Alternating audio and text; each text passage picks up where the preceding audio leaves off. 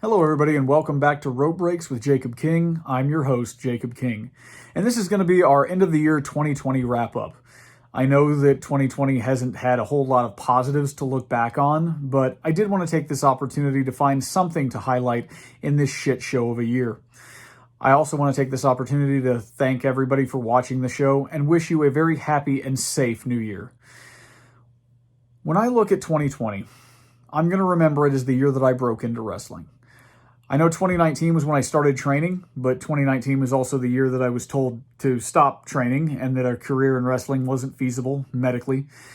2020 was the year where I found my place in this business, in this community that we call professional wrestling, and I will be forever grateful to the people who helped usher me into this business.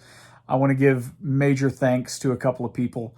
Again, Scott Bruce over at RWR, Renegade Wrestling Revolution, for seeing something in me and bringing me into the inner circle. Jaime Martinez over at Loco Wrestling, who continuously sees some value in what I do and always pushes me to be a part of that company. Lowrider, who was one of the first people that I met in this business. He was there on the first night that I was training over at TASW. He put me through the paces. His blow-up drills damn near killed me. So the fact that he didn't on that first night is a blessing in disguise. So again, thanks to Lowrider. I can't thank those guys enough. And this year, I feel like those guys have become family for me. And we always talk about wrestling being a family, being a brotherhood, you know, the old brother jokes, but it really was. And I really came to understand that this year in 2020.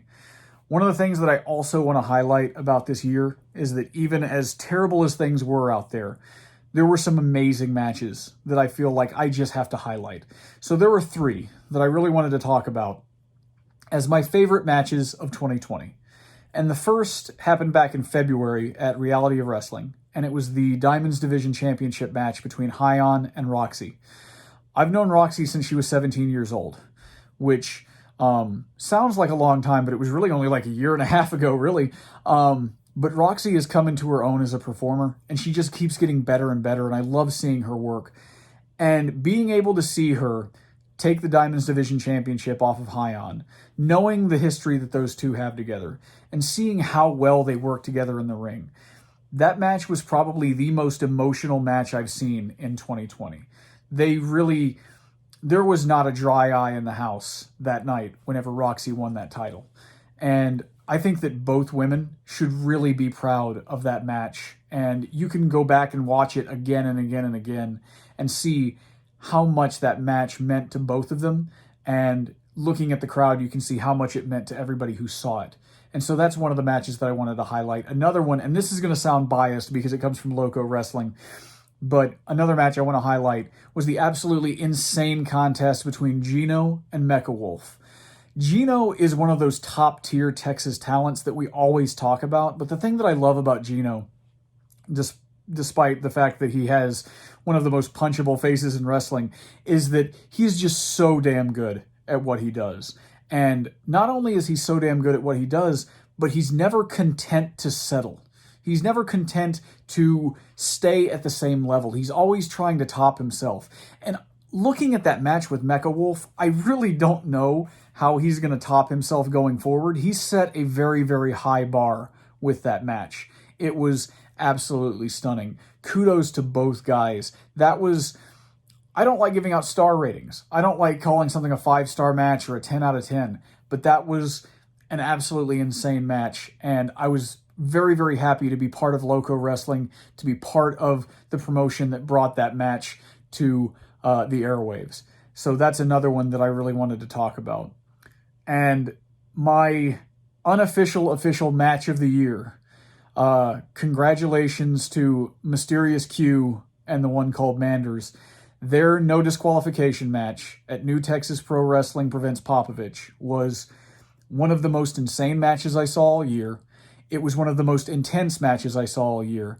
And it was the most surprising match that I saw all year.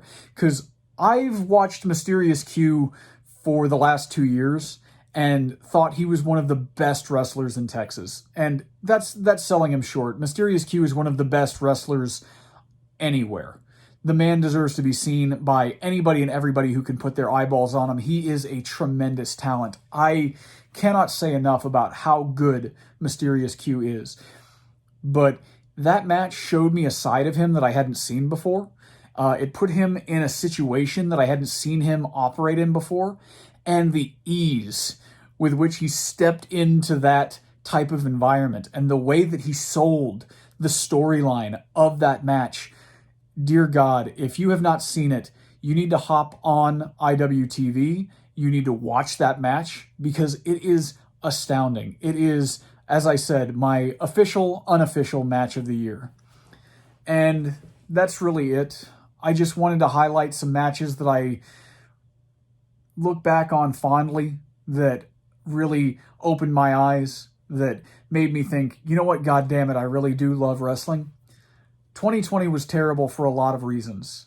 2020 surprised us in a lot of ways. So I wanted to go out on a high note. And I'll say it here, like I've said in a few other places. 2021, I'm going to keep the momentum rolling here. At Rope Breaks, I plan to grow and expand, and hopefully I can bring you some interviews with people that maybe you don't expect. I'd like to go out of the state for the first time in 2021, travel to some places. I'm looking forward to maybe going to Louisiana or up to the Midwest to check out some shows there.